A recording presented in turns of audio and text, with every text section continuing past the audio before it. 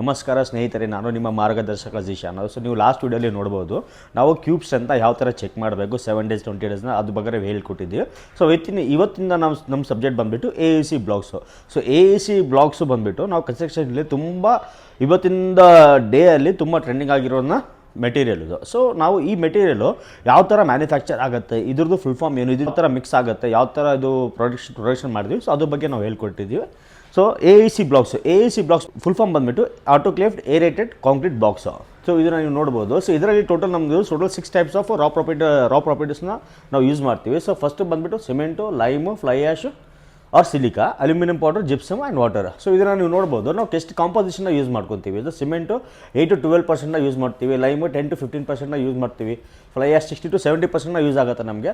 Aluminium powder ಬಂದುಬಿಟ್ಟು 0.05 to 0.08% use ಆಗುತ್ತೆ, gypsum 2 to 5% use ಆಗುತ್ತೆ, ವಾಟರ್ ಬಂದುಬಿಟ್ಟು ನಿಮ್ಮದು ಬೇಸ್ಡ್ ಆನ್ ಮಾಯ್ಶ್ಚರು. ಸೊ ಇದನ್ನು ನೀವು ನೋಡ್ಬೋದು. ಸೊ ಈ ಮ್ಯಾನುಫ್ಯಾಕ್ಚರ್ ನಾವು ಬಂದುಬಿಟ್ಟು IS ಕೋಡ್ಸ್ 2185 Part 3 ಇಂದ ರೆಫರ್ ಮಾಡ್ಕೊಂಡು ಮಾಡ್ತೀವಿ.